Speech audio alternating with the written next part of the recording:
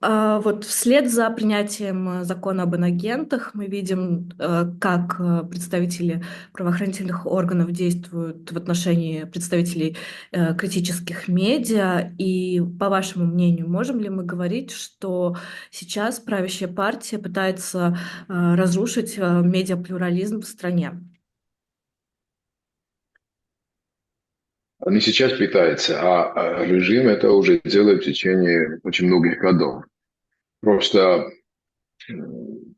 несколько критических медиа смогли а, просуществовать до сегодняшнего дня, так сказать.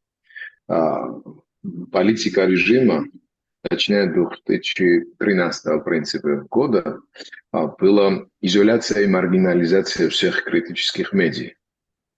Из-за этого они приняли решение, и в течение уже 9 лет, как представители власти, официальные лица, министры, представители парламента с правящей партии ни один раз не участвовали ни в дебатах, не приходили в студиях, чтобы отвечать на вопросы журналистов критических медиа. Это один из рычагов влияния на аудиторию, потому что так или сяк, все-таки они представляют власть. Аудитория, конечно, интересуется теми проблемами, которые существенны для их жизни, и монополия на такую информацию у них. Они сделали все для того, чтобы отнять у нас ту аудиторию, которая просто хочет смотреть и критические слова, и в то же время быть в курсе тех дел, по которых принимаются решения в кабинетах. Это только одно направление. Другое направление, конечно, это те решения, которые принимались на законодательном уровне. Парламент и комиссия регуляции, так сказать, СМИ делали вместе все синхронно, чтобы создавать больше и больше проблем для телевидения. Принимали решения, которые останавливали очень важные притоки рекламных средств в критические медиа. Они останавливали фактически все. Они делали все для того, чтобы усилить пресс на тех бизнесов, которые просто платили за рекламу, больше ничего. Они делали все для того, чтобы создавать проблемы для наших журналистов и операторов на улице. Они устраивали побоище, они, в том числе и сам премьер-министр, содействовал, допустим, очень известном побоище, когда 54 грузинских журналистов, операторов, фотографов были избиты. Один из них через несколько лет оператор, к сожалению, скончался. Так что, когда мы говорим о том, что вот они сейчас пытаются что-то делать, нет, они сейчас пытаются консолидировать авторитаризм. И это все переходит уже в тоталитарный ну, режим, где просто критические медиа просто не могут существовать по сути. Единственное, что их еще немножко так останавливает, это то, что они понимают, что даже те люди, которые еще 26 октября, месяц тому назад, голосовали за них, большинство, 80% грузинского населения, просто не ставят никакой вопрос на то, куда Грузия должна двигаться. Да? Это Европа, это Евросоюз. И поэтому они хотят, чтобы вот этот лозунг, который был у них, что с достоинством, но в Европу, сохранить. Потому что они понимают, что если на 100% они ущемят все права, закроют все телевидения, и Грузия просто станет клоном, допустим, путинской России, даже те люди, на котором сейчас стоит вся эта система, просто рухнет через несколько дней. Вот поэтому мы все-таки сейчас пытаемся, чтобы существовать, наших бьют, наших очень жестоко обращаются с операторами, журналистами и так далее. Фактически люди работают без зарплат, потому что у всех телевидений очень серьезные финансовые проблемы, но мы все-таки работаем и будем работать до того, пока не достигнем цели, а цель это новые выборы, цель это освобождение сотен тех наших друзей, знакомых, просто протестантов, которых избили, и сейчас уже можно сказать, что пытали, и чтобы провести новые выборы. Мгм. А вот как раз насчет работы в таких условиях критических именно телевидений. Буквально вот позавчера мы слышали заявление генерального директора Мтавари Архи Георгия Габуния об угрозе закрытия. Вчера мы разговаривали с главой информационной службы Надаром Меладзе, главой информационной службы ТВ Первели. Можете для наших читателей рассказать, какая ситуация сейчас на телеканале «Формула»? С какими трудностями сталкиваетесь вы? На телеканале «Формула» сейчас очень трудная ситуация. Эта ситуация не утруднилась сейчас. Постепенно все эти проблемы создавались, потому что один из главных учредителей этого телевидения просто находится в изгнании. Против него ведется каждодневная дезинформационная кампания по пропагандистским каналам, но не только. Прокуратура и суды Грузии делают все, чтобы просто создать проблемы, которые прямо относятся к финансированию канала. Так что в прямом смысле этого слова у нас просто не остается средств, чтобы существовать. Те очень маленькие средства, которые входят через рекламу и спонсорные контракты, конечно, абсолютно не хватает. Из-за этого сейчас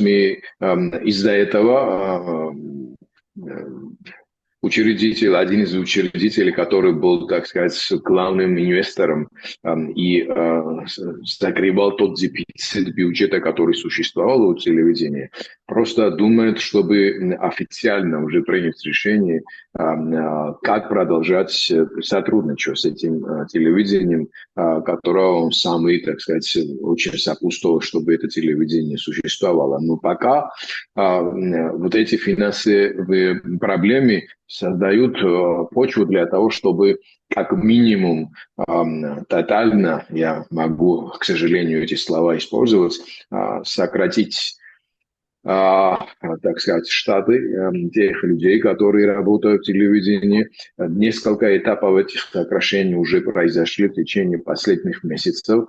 За последний месяц мы вынуждены были просто попрощаться со всем департаментом продакшн, допустим. Мы остановили очень популярный сериал, который играл очень важную роль в течение многих годов. Был очень рейтинговым, очень популярным, но просто содержать уже невозможно было. А сейчас уже идет речь о том, как максимально оптимизировать те журналистские технические возможности, чтобы просто сохранить бродкастинг, ту программу, где человек, традиционно смотрящий формулу, сможет получать информацию и аналитику, и сохранить наше очень популярное направление, так сказать, диджитал информацию. Да? Формула на первом месте тех онлайн-медиа, откуда, допустим, по большинству и молодежи, и миграция тоже получают информацию. Так что мы сейчас работаем об этой модели. Как это все закончится, будет видно уже к концу декабря. Мы вынуждены принимать очень-очень, так сказать, такие решения, которые просто, я не хочу сказать, что ухудшит качество, но как минимум это очень серьезно отразится на тех людей, которые, и, к сожалению, просто вынуждены будут уйти с телевидения, и на тех, которые останутся, потому что один человек будет вынужден делать дело как минимум 4-5 своих коллег. Мгм. А вот на фоне вот этих масштабных проевропейских акций протеста можно ли сказать, что интерес у зрителей повысился к телеканалу и рейтинги повысились? Об этом мы можем судить не только по нашим, так сказать, чувствам и так далее. Об этом говорят очень конкретные рейтинги фифометров, которые мы каждый день получаем. И видно, что в общности вместе взятые критические телевидения уже превышают рейтинги пропагандистских каналов. И в том числе один из трех критических телевидений уже очень серьезно конкурирует с главным пропагандистским каналом ИМЕД.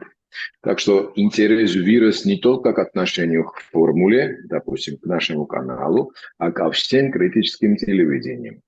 Это само по себе говорит о том, что все те очень настоятельные шаги, которые предпринимала грузинская мечта в течение годов, инвестировала очень много черных денег в этих телевидениях, пропагандистских каналов, покупала очень-очень, так сказать, качественные сериалы и мегапроекты, так сказать, и этим привлекала массовую аудиторию. Конечно, это играло очень важную роль для устойчивости большого рейтинга, допустим, меди. Ну, когда уже настает критическое время для общества, и информация, аналитика, и объективная картинка, даже не точка зрения, а просто картинка, что происходит на улицах Тбилиси, Батуми, Зугдиды, Кутаиси, в других городах, это становится уже приоритетом для грузинского вообще общественности. Это уже повлияло на смотримость и повышение смотримости критических телевидений, в том числе телекомпании «Формула». Мгм.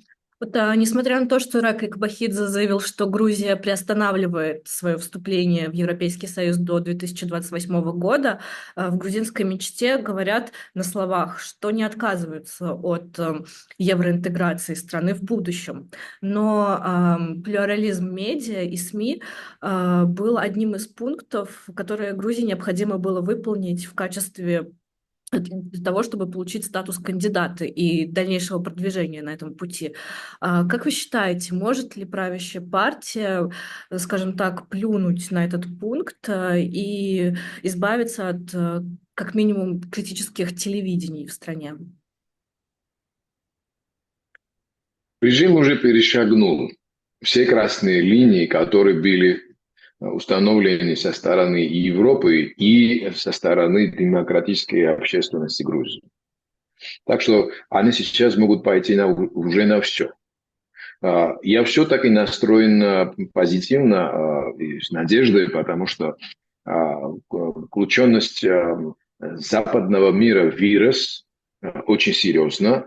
И тот факт, что сам президент Макрон звонил не, к примеру, Кобахидзе, а к неформальному правителю Грузии Иванишвили, это само по себе говорит первое о том, что Грузия уже в конце концов в приоритете западных институтов и стран, в том числе Евросоюза, стран Евросоюза, больших стран Германии, Франции, Британии, не Евросоюз, но они тоже очень серьезно уже относится к этой ситуации. И в том числе до этого была встреча президента Саломе Зурабишвили вместе с Макроном с новоизбранным президентом Трампом.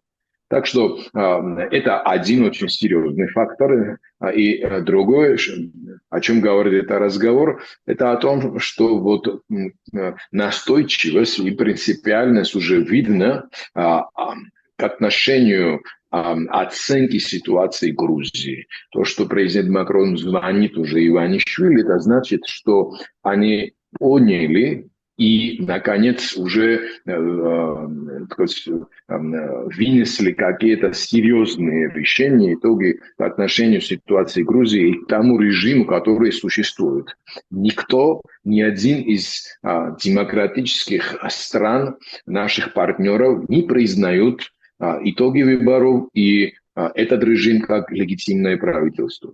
Так что, исходя из этих очень четных подходов, я думаю, что в первую очередь из-за устойчивости, неусталости, принципиальности, героизмом, я могу тоже сказать, грузинского общества. Уже вот 16 день и ночь люди выходят день и ночь и протестуют по всей Грузии. Это не остановится. Никто здесь не примет новую Грузию, как старую Россию. Да? Это невозможно, чтобы Грузия установилась. И вот этот международный фактор тоже вместе повлияют на рациональность Иванишвили, чтобы он понял, что все красные линии перечеркнуты, в том числе и к отношению, допустим, журналистов, грузинской медиа и так далее. И настанет момент, когда он будет вынужден принять очень конкретные решения